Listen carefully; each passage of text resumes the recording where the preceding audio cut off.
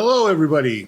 John Fabricius, Executive Director of Arizona's for Transparency and Accountability in Corrections, or ATAC, and this is the AZ Prison Report, where we cover the Arizona prisons from A to Z. So we've got a very special episode today. A pretty monumental occurrence or event has happened in the Arizona Department of Corrections. And I want to make sure that we cover that issue and talk about it in depth. And we will have a number of other videos related to this one that we will discuss the impact of what we're going to discuss here today. But before we jump into it, I just want to ask everybody to please like this video, subscribe to this channel, ring the notification bell, and please share this video out on your social media platforms or with your family and friends. We are definitely trying to grow this channel and create as much awareness about the Arizona Department of Corrections as we can in order that we can create transparency and accountability of that department. So let's jump into today's story. Today's story is Arizona Prison Director David Shinn to step down in January. Well, it is the new year. I am filming this on January 2nd. I apologize that I'm a little bit late on getting this huge news story up on the ATAC channel. I was on a bit of a Christmas vacation, and this all happened, dropped when I was out away. So let's jump into it. Arizona Prisons Director David Shinn to step down in January. This is a story that was released on AZ Central, the Arizona Republic, the paper of record here in Arizona. And this was by Perry Vandell and, of course, our favorite investigative journalist covering the Arizona prison system, Jimmy Jenkins. And yeah, they published this on December 23rd. So anyways, so the news is not new, but the impact is something that we should be discussing. So it says here, Arizona Department of Corrections Director David Shinn announced his plans to retire from the agency according to an internal email the Arizona Republic attained on Friday afternoon. I've highlighted certain sections of this story to discuss some of the impact here. And what David Shinn had said is, while these past several years have presented many challenges, the time I have spent working alongside each of you has been a labor of love. Obviously, this email was written to the employee and staff of the ADCRR.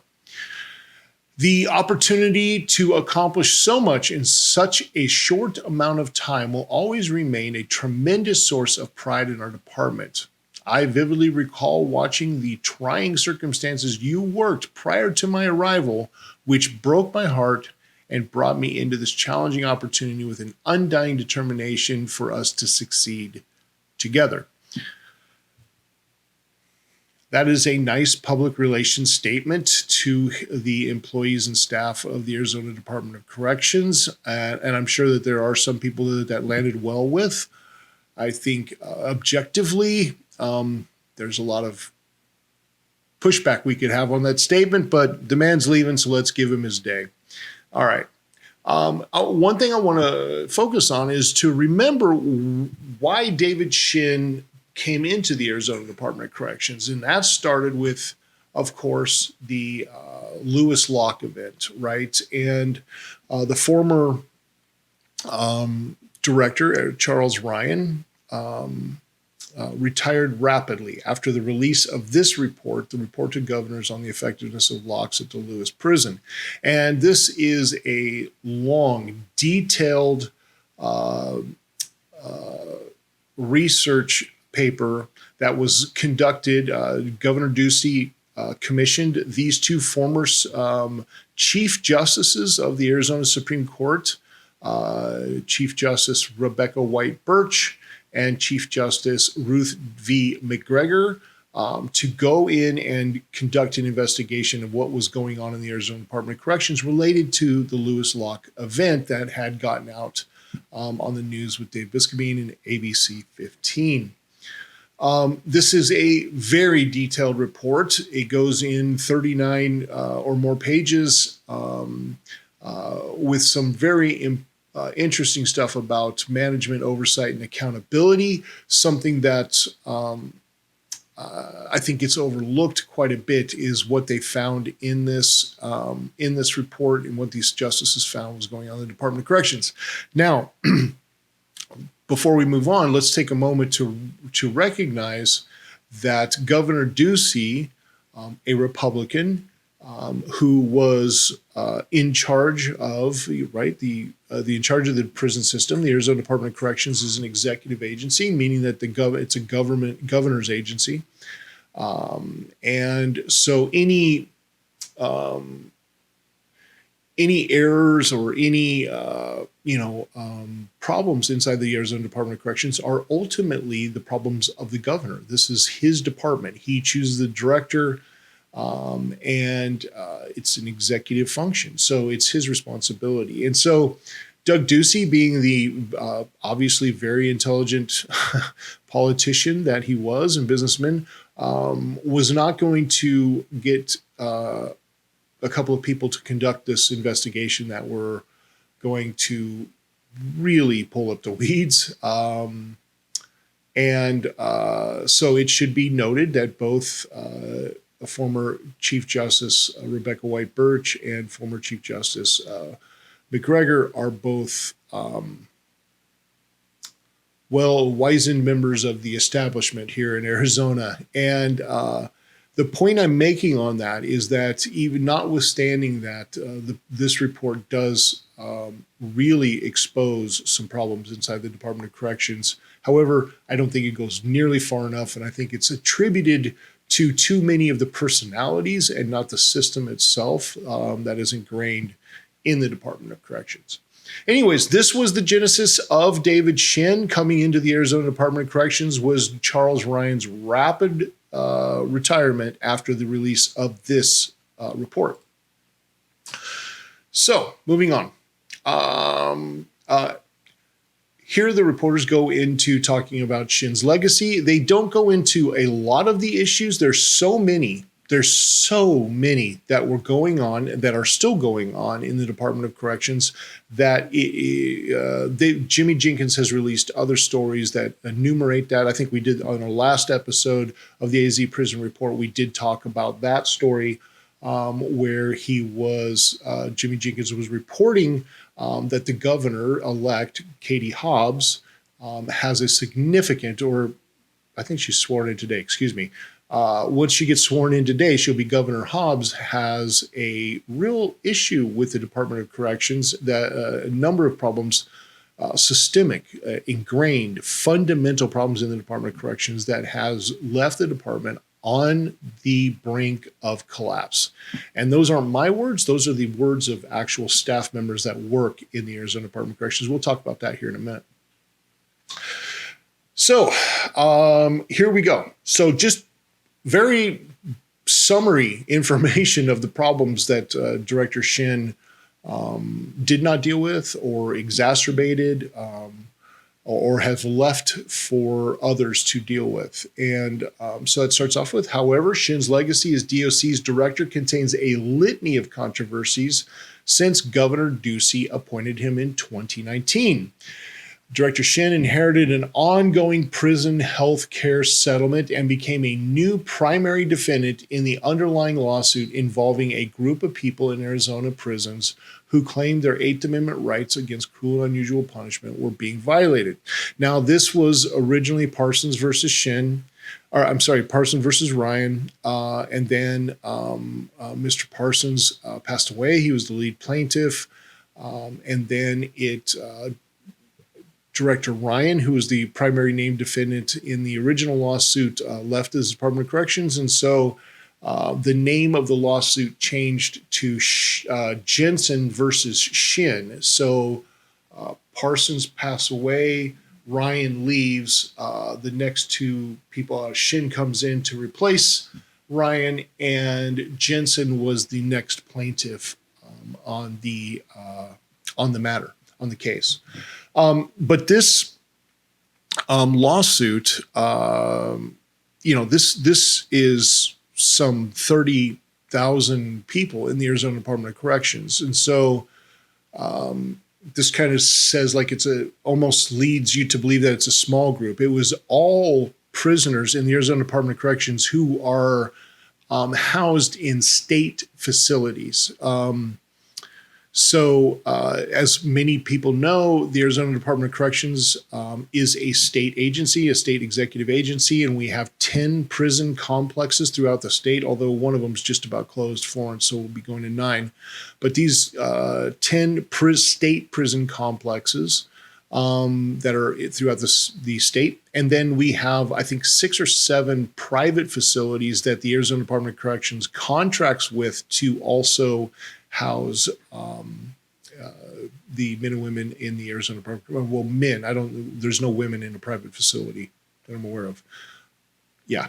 So to house men from the Arizona Department of Corrections. And so the lawsuit did not reach those private facilities because those private facilities, they each have to maintain their own health care as part of the contracts and for the incarcerated population. And so the lawsuit did reach all 10 of those state complexes and everybody there. So that's, now it's, I think there's 33,600 plus or minus men, women, and children in the Department of Corrections as of today. But at the time of the suit, it was about 42,000 people. And so we're talking, I think there's only about 5,000 or 6,000 people in total, I think, I'd have to look at the numbers, in the private facility. So we're talking about 35,000 people who were being impacted. And this is going to healthcare, this is going to mental health care,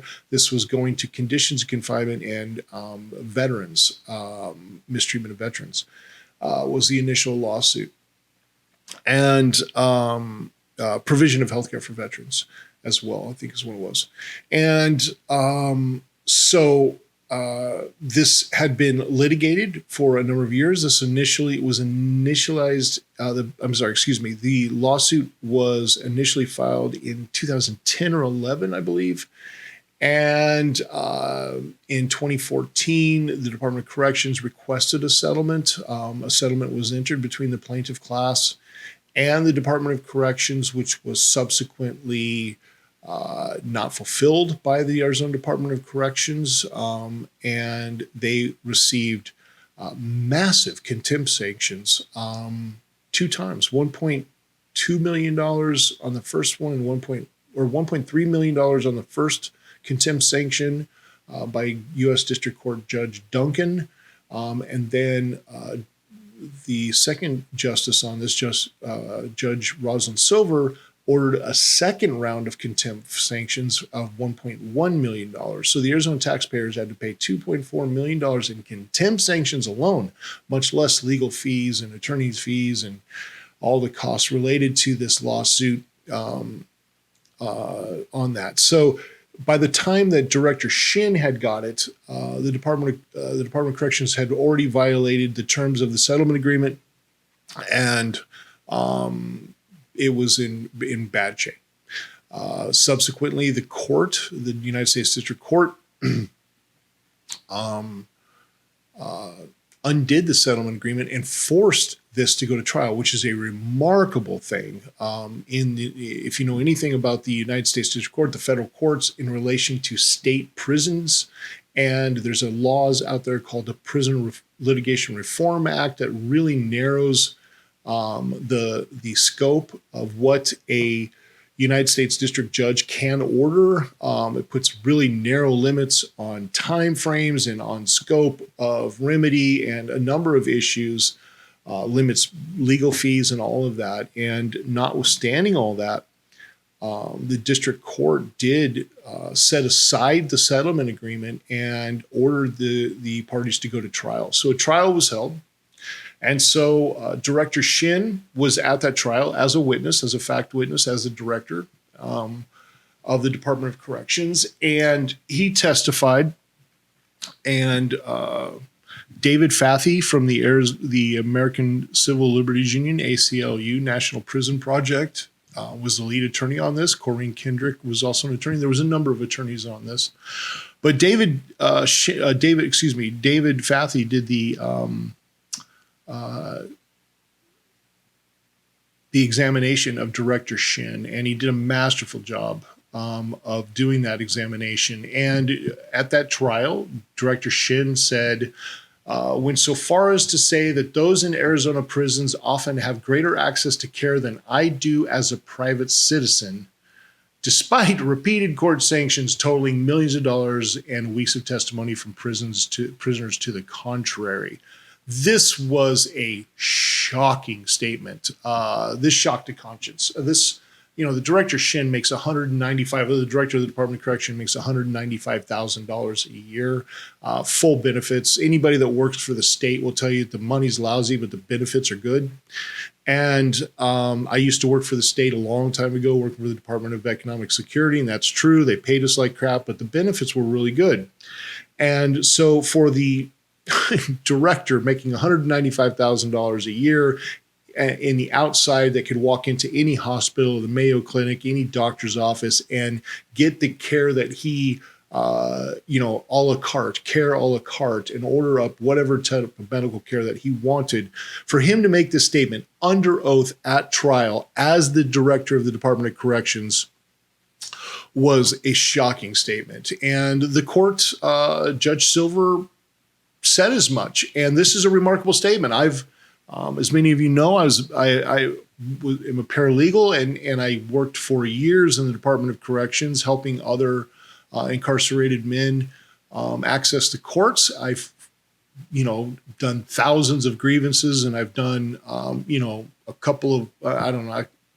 I never counted how many lawsuits I did. They're very big and cumbersome, but certainly dozens of 1983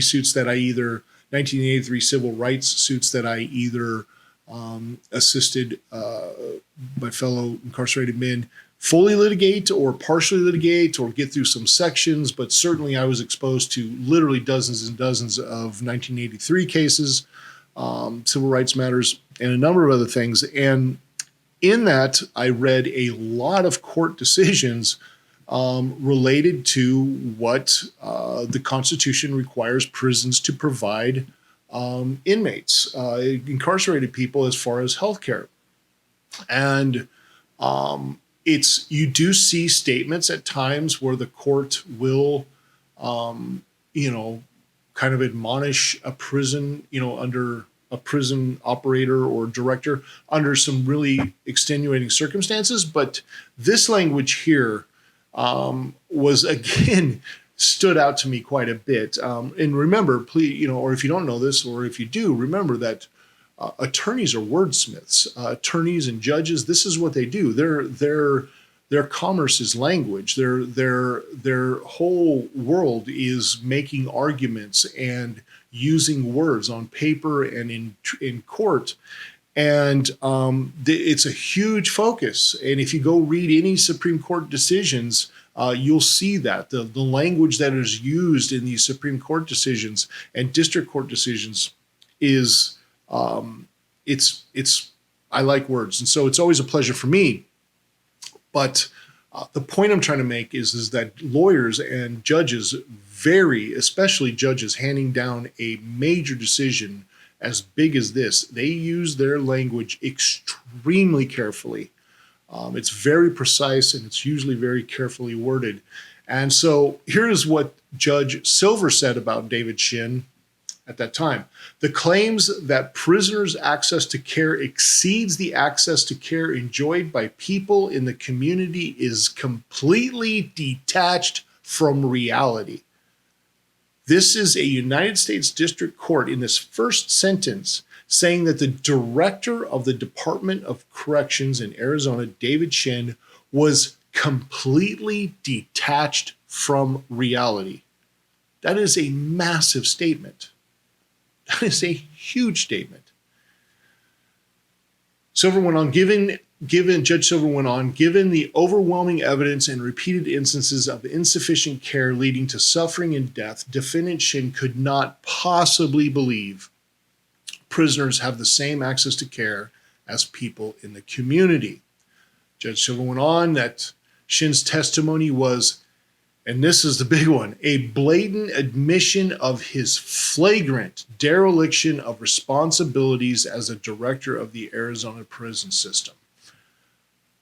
I can't overstate that comment right there. And it's why I think Jimmy and the other author here, the other reporter, I'm sorry, I'm not as familiar with Perry. Perry and Jimmy put this statement in there because it is so monumental for a district court judge to say that the director of the Arizona Department of Corrections was flagrantly in dereliction of his duties, flagrant dereliction of responsibilities. It doesn't get any harsher than that. This is as bad as you can criticize somebody in this world here, in the legal world. It doesn't get any stronger than that, in my opinion. I'd love to see some other ones. If you're aware of other decisions where the district courts or higher courts have admonished an individual director of the Department of Corrections with this type of language, I'd love to see it. So please comment it in the comments if you've seen those. So yeah, it's huge. So he did inherit that, but what he did and what we're going to see moving forward is that Director Shinn came in, had a problem, and made it worse, made it exponentially worse. He didn't solve anything. He just made things worse. I used an analogy recently that the Department of Corrections has been sweeping problems under the rug for years, and that is what came out in the Lewis Locke report to a small degree, but they were unearthing the fact that the Arizona Department of Corrections, the administration, the middle management, the administrators at the unit complex and level, and then administration above them before they get to the director, that they were just corrupt, and that there was a corruption of hierarchy, and that there was all kinds of problems in there in passing on information. So my metaphor that I use, so I've used a metaphor recently, talking about for years, the Arizona Department of Corrections was sweeping problems under the rug, kicking the can down the road, but sweeping the problems under the rug and sweeping the problems under the rug and sweeping the problems under the rug. And what David Shinn did was he didn't stop the sweeping under the rug. What he came in and did was he pulled the blinds down so we couldn't see him sweeping the stuff under the rug. He clamped down on transparency. That was his first act as the director of the Department of Corrections, was to clamp down on transparency in the Department of Corrections, what little transparency there already was. All right. And so the story goes on. The next issue was Jimmy Jenkins as the primary investigative reporter for the Arizona Department, or for the Arizona Republic and the AZ Central, has submitted requests to be witnesses because there's media witnesses anytime the state has executions. There has been serious issues related to the Arizona Department of Corrections and the execution process. They illegally bought drugs to kill people. They lied to the public. They lied to the legislature about how they were procuring these drugs. They have had botched executions that have taken, as a matter of fact, I think most of the executions of the last 5 or 6 have been botched. There's been some significant issues with the process of the executions. And so this is a public agency killing humans. Whether you agree with it or not, at the end of the day, this is a function of our government exterminating the life of human beings, and then doing it with a bunch of chicanery, fraud, lies, and misrepresentation to the public and to the lawmakers. So it is absolutely a issue of public interest where the paper of record should be there to witness these things. And there's nobody more informed on the Arizona Department of Corrections and what's going on here than Jimmy Jenkins. And so David Shinn, because he clearly does not like the coverage that Jimmy Jenkins has had of the Department of Corrections or of him, because Jimmy has been truthful about what is going on in there. And he's used his incredible journalistic ethics and investigative ability to find out what's really going on in the Department of Corrections. If not but for Jimmy Jenkins, we've had no light into what's going on in DOC, except for those that are formally impacted or directly impacted currently, in the families, the stories, but those are, disposed of so easily because people always give deference to the government and want to give deference to, prisons. And of course, everybody in prison has committed some or has been accused of or convicted of committing some infraction of the law. And so it's easy to sweep those people away.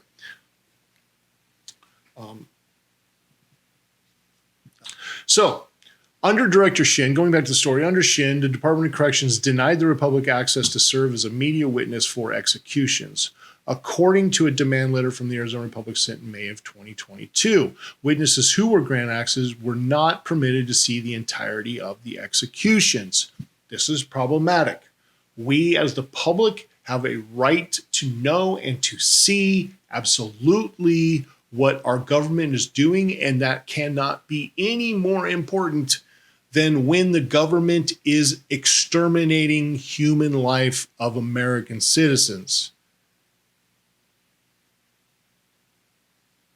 We need to know what the hell they're doing, and they cannot act illegally. And David Shinn absolutely refused to let Jimmy Jenkins in to watch these proceedings, and also did not allow other media witnesses to see the entirety of the event. Shinn's correction department drew further controversy after spending more than $24 million on a flawed computer system that was unable to calculate updates to sentencing laws, again, keeping people in prison for longer than necessary. Now, this wasn't just about that. That was an impact of this computer system. This computer system story is massive. You have to go back and read the earlier stories about that, also by Jimmy Jenkins. The computer system had over 200 bugs in it. All the internal IT team inside the Arizona Department of Corrections was telling deputy directors and the director to Joe Profori, do not move forward with this computer system. It's got over 200 consequential real bugs in it that had been identified by the internal IT team. They were screaming. They created reports and sent the reports up to them saying, these are all the bugs in this computer system. And from the information that we learned, Deputy Director Joe Profori pushed forward with this, with the procurement of this, and worked with the vendor to solve problems, even though the internal IT team was saying, these are the problems. This is the hierarchy of import of these 200 bugs we need to fix. These things are really big, like this is not releasing people from prison correctly on time or keeping people in longer. This is releasing people that should not be released yet and is miscalculating that. This function is denying people access to necessary health care and getting medications. I mean, it was huge. It screwed up all the correctional officer 3s and 4s. It was a total nightmare. The parole department was complaining. People were released that weren't supposed to be released. People that were supposed to be released weren't getting out. People weren't getting. It was horrible. It was a nightmare. And they knew about it, and everybody in the Department of Corrections IT team was telling administration, do not do this, do not move forward with it. And they pushed forward with it. And in, I think it was 2019 around Thanksgiving, they went live with the new system called ACES, and a litany of problems comes up, including a number of people that were eligible to be released under Senate Bill 1310 were not being released. And so we were holding people during COVID, during the height of the COVID issue that we talked about before. At the peak of the COVID issue, the Arizona Department of Corrections was holding people in that cesspool of germs and disease longer than they should have been. They weren't releasing people. It was madness. It was absolute madness. And there's still problems with the computer system. They're still fixing those bugs. And it's this $24 million price tag has gone up quite a bit, I think, from that at that time. That was the initial costs.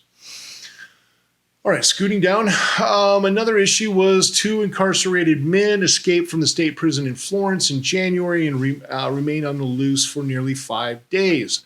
Records show the prison was understaffed at the time of the escapes, and understaffing issues exacerbated under Shinn's watch. This was huge again. And so there is a video out that you can go see again on ABC 15 where, and this got released as not supposed to be released to the public. And it was the security captain at South Unit where this escape happened, goes for a walk with a camera person and walks through the not 1, not 2, not 5, but the 10 fences that the 2 gentlemen that escaped cut through.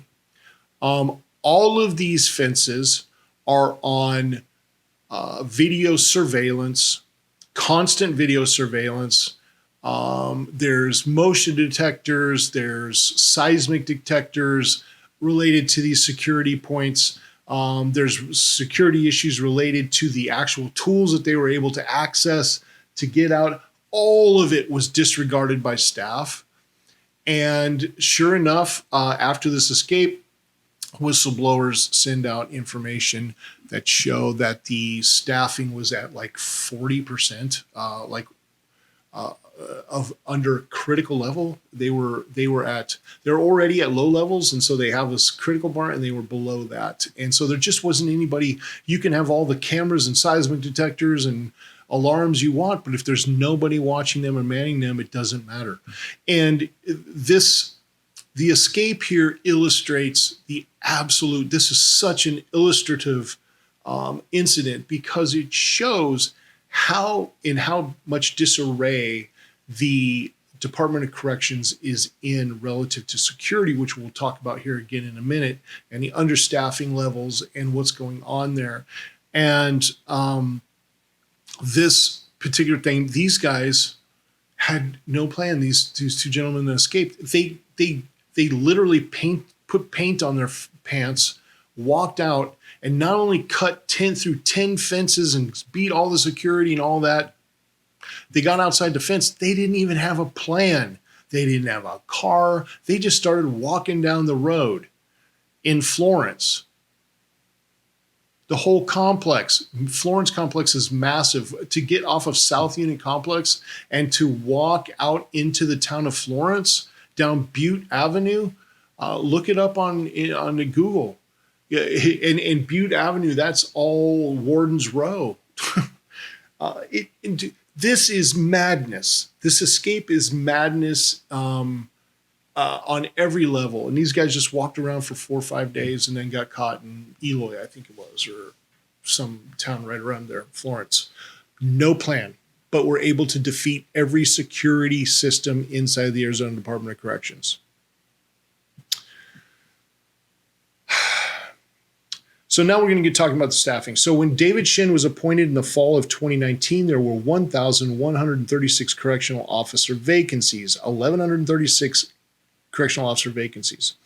In March of 2020, David Shinn told the state legislature that, quote, COVID-19 could actually not have been a better recruiting tool for us than right now. We have no problem hiring folks.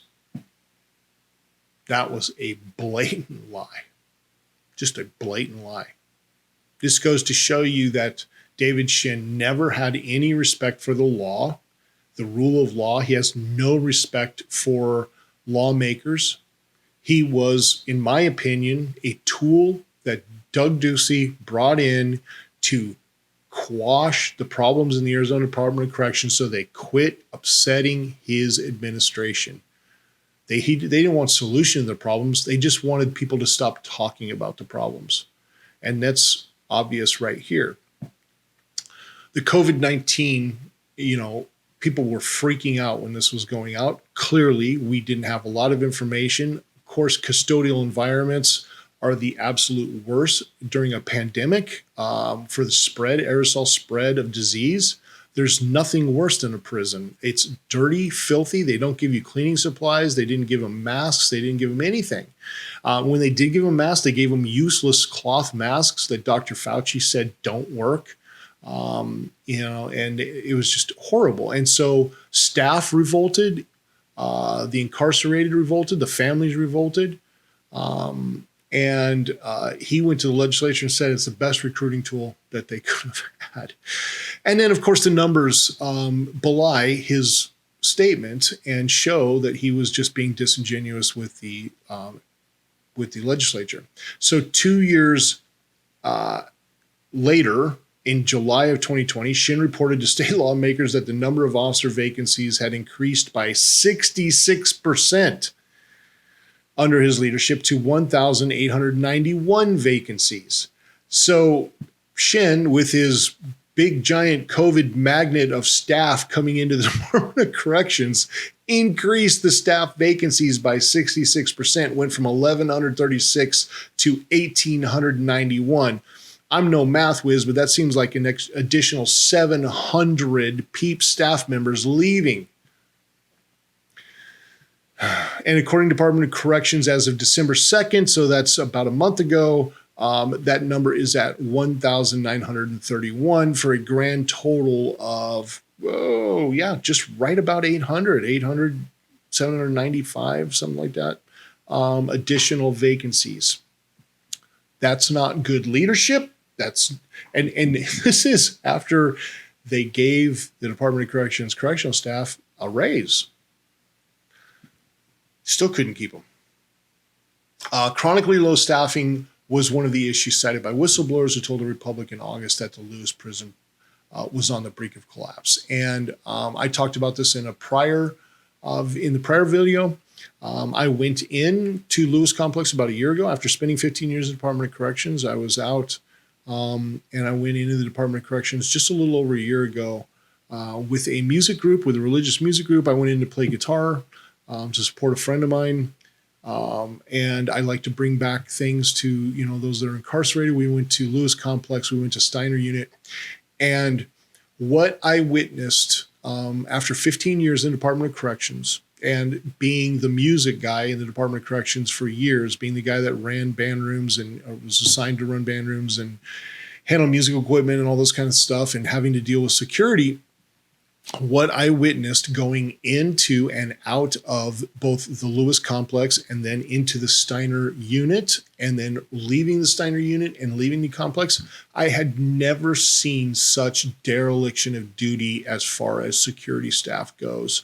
I had never witnessed anything that bad.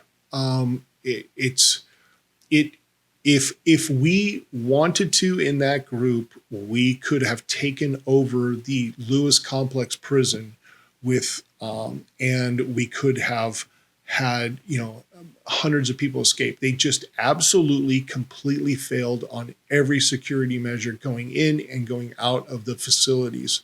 It's something I had never seen before. I had not even seen anything close to what I witnessed going in and out of the Arizona Department of Corrections a year ago.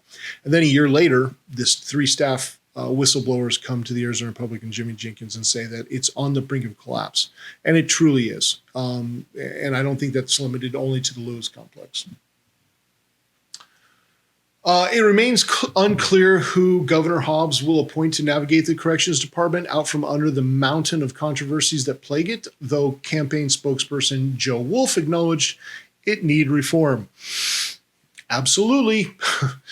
We have been telling everybody who will listen about the need for reform in the Arizona Department of Corrections, and it's very difficult to express to lawmakers. It's very difficult to express to the general public and policymakers just how bad it is in there. There's so much deference that you have to get past. There is so much disdain for the incarcerated that you have to get past. There's that whole notion of, well, they broke the law, they got what they got coming to them, you have to get past. And that's not just shared by people that are angry at those that break the law. It's shared by a lot of people, and it's shared by most people. And it's a really unfortunate function of our society that we believe that way. I don't believe that way. I think that our prisons, if we're going to be putting people into prison for breaking the law in society, then the prison has to be the most legal place. It has to be the highest as far as rules, and the Department of Corrections itself has to be operating at the highest level in our society, not at the lowest level. It should not be you shouldn't have somebody break a drug law out here and then send them in to be raped and murdered in prison. How does that address anything to do with the person that got addicted to pain medication because their doctor gave them some stuff? I mean, that's not the only people that are in there. Clearly, there are other people in there, but certainly people with drug possession are the majority of people in there. And regardless of why you're in the Department of Corrections, the whole point to the Department of Corrections is that we are going to correct people for behaving outside our system of laws and justice. And so you don't reinforce acting positively inside our system of laws and justice if you let people be absolutely brutalized, murdered, beaten, disregarded, malnourished, and poorly treated. It just isn't going to work. It's madness to me. Anyways, so the Hobbs administration, quote, the Hobbs administration will work with stakeholders and experts to investigate those issues, implement policy to ensure tax dollars are not wasted, and ensure that public safety is prioritized, Wolf said. Department of Corrections and its need for steady leadership is on our radar, and our administration will be looking at all options on the table to bring that to the department. So one of the things that we've obviously advocated for here at ATAC is that we believe strongly that we need to have independent external oversight of the Arizona Department of Corrections in the form of an ombudsman and a citizen-led joint legislative corrections committee. The legislation that we support creates an ombudsman, and let me see if I got that here. Found a good definition of ombudsman. What is an ombudsman? So this is a question that we get all the time. So here's a good definition of an ombudsman. An ombudsman is an official who investigates complaints or concerns raised by individuals or groups and works to resolve issues or address grievances. In the context of the criminal justice system, a prison ombudsman is an independent official who investigates and addresses complaints and concerns raised by prisoners and their family and staff. Let's be very real here. Some of the biggest stories that have broken out of the Department of Corrections have been by staff whistleblowers. Certainly the Lewis Locke event, just any number of them. The masking event, there's just any number of issues have come out from staff whistleblowers. And so they need to have that too. So the legislation that we support creates the Office of Independent Ombudsman that will be able to enter and leave any of the Department of Corrections facilities unannounced, just do surprise visits whenever they want to. It creates a process where the ombudsman can speak to the incarcerated men, women, and children that are held at the minors unit in confidentiality. It's protected conversations. It allows staff members to have confidential conversations with the ombudsman so we can find out what's really going on at the root level. At the end of the day, we have to remember that at a cell door, on the one side of it is the incarcerated person. On the other side of it is the lowest level staff member. It's the CO2. They are the the lowest level of staff member in the hierarchy, right? So they're the ones that are there and are seeing what's going on day in, day out. And those are the people that we need talking to the ombudsman, and sergeants and lieutenants also who are at the lower levels of the paramilitary hierarchy. We need them talking to the ombudsman to identify those issues that are real, that are serious, that are extant, and need remediation, that need to be fixed in the Department of Corrections. And so our ombudsman creates protected, what they call privileged communications. So those communications can be held in private, and so that there's no retaliation for bringing these issues forward. Moreover, it allows the ombudsman to make inspections, to review records, to look at all of these things. And what's unique about the legislation that we support, that is unique from legislation that is used in many of the other parts of this country, is that we, in our legislation, have added the citizen-led legislative correctional committee that is made up of directly impacted individuals that have been to the prison, a male and a female that have been incarcerated. It also allows a regular citizen. It can be a family member, or it can be just a John Q. citizen out there in the public. They're on that. There are members from both political parties, Republicans and Democrats, from both chambers of the House and the Senate, on this committee. And then there's experts, correctional experts that have no relation to the Department of Corrections. Corrections experts will be on that. A doctor, a mental health providers, all of these people that are able to get these reports from the ombudsman. The ombudsman is able to do these inspections, have these privileged conversations, go in and see what's going on, do surprise inspections, all of these type of things. And then create reports and information that will go to the governor, and will then also go to this committee. And it's the committee that's responsible for picking the ombudsman. It's not the governor. It's the committee that selects the ombudsman. The whole point to all of this is to try to make this as absolutely as independent as possible and absolutely solutions focused as possible. What we don't need to do is politicize problems and create more issues relative to the serious concerns and problems that we have in the Department of Corrections. We need to get things fixed, and we need to get past people's biases. We need to get past people's tribalization. We need to get past all of the nonsense and make sure that the people that we are committing to our Arizona Department of Corrections are receiving services that are commensurate with our system of law, that are getting services that will rehabilitate, will provide opportunities for education, therapeutic treatments, substance abuse treatments, all of these things that are needed so people can get back up on their feet when they come out of the Department of Corrections. We need to make sure that those services are delivered so we don't have a revolving door. It makes no sense. There's nobody in the world that's going to be able to argue to me, somebody that was in the Department of Corrections for 15 years and was acutely focused on watching people traverse the system and assisting them in multiple ways, legally and programmatically and a number of other ways. There is nobody in this world that's ever going to be able to make an argument to me that if we take somebody that has committed some offense on the street and we remove them from society, we give them civil death, we strip them of their rights to most of their rights except to think, speak, and not be abused by the Department of Corrections, by the state. We strip them, give them civil death, and we take them into our custody.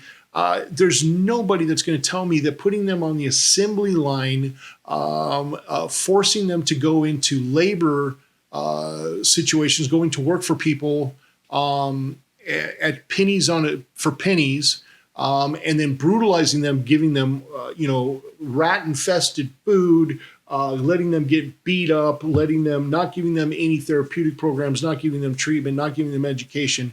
How in the hell is that person going to come out of the Department of Corrections and then want to contribute to society, much less have the skills to contribute to society? I've said many times that I did not rehabilitate because of the Department of Corrections. I rehabilitated in spite of the Department of Corrections. I had to fight claw and scratch my way to a better life against the system. I've put out a story talking about how I had to have books to learn how to code smuggled into the prison, so like drugs, so that I could give myself an education and get out of prison and get ahead in life and becoming a contributing member and try to be a role model for my children and for others and bring a new life and success into this world. That was done in spite of the Department of Corrections. And so getting a director and getting priorities straight is one thing that's really important, but it's never going to matter if we don't have independent external oversight of the Department of Corrections. It's never going to matter because there's always going to be that incentive inside the Department of Corrections for them to sweep issues under the rug, to default to the narrative that anybody that's in the Department of Corrections that has committed a crime, has been convicted of a crime, is lying about what they're talking about and all of that. The incentive to cover up is too great. The incentive to cure and rehabilitate is too difficult, too challenging for many without the impetus of transparency and accountability vis-a-vis this ombudsman and legislative committee. So I wish Governor Hobbs. I know that our organization, ATAC, has worked with other organizations and directly with the administration to discuss who should be the next director. We have submitted names to them from people across the country, but more importantly, what we have submitted to the Hobbs administration is the truth, is the validity of this.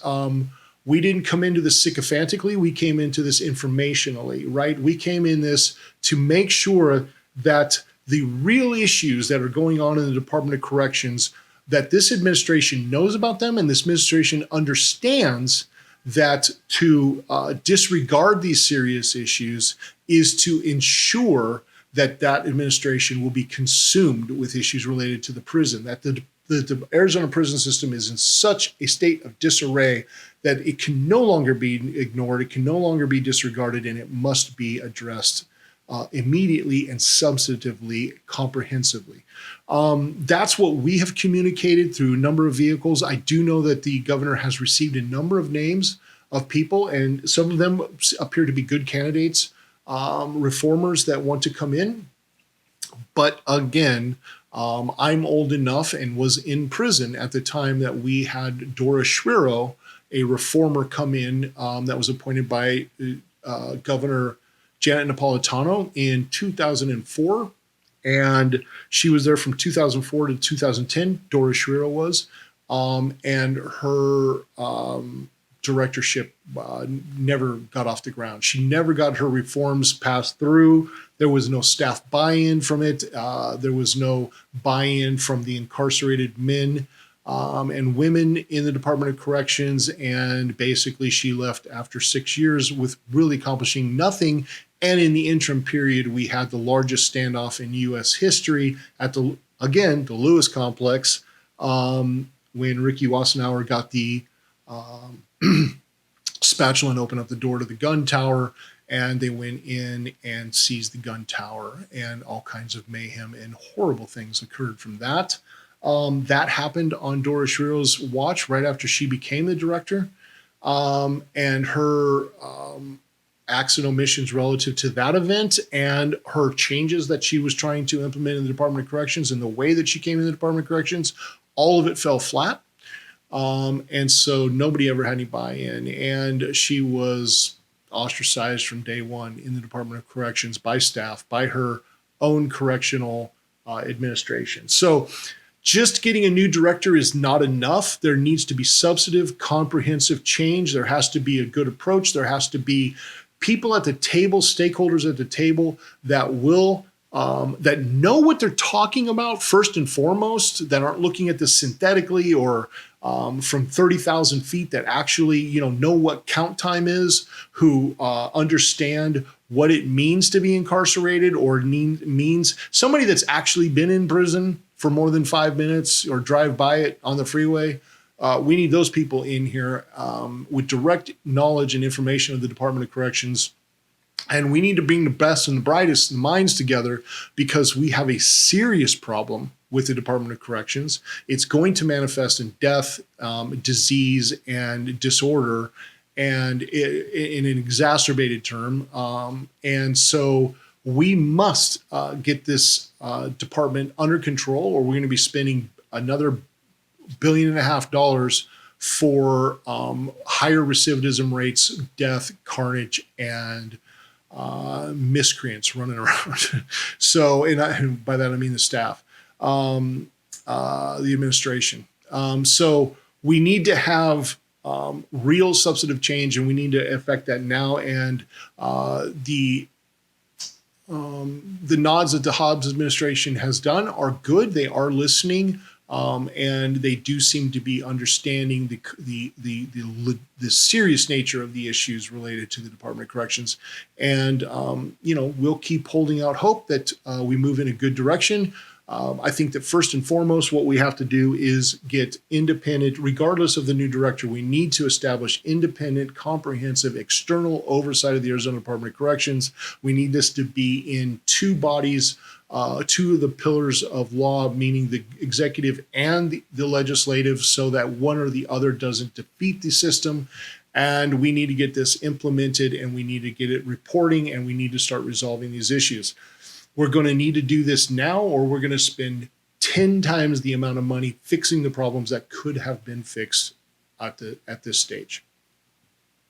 All right, well, thank you for joining us. Once again, please like this video. Please share this video. Please hit the subscribe button and ring the notification bell.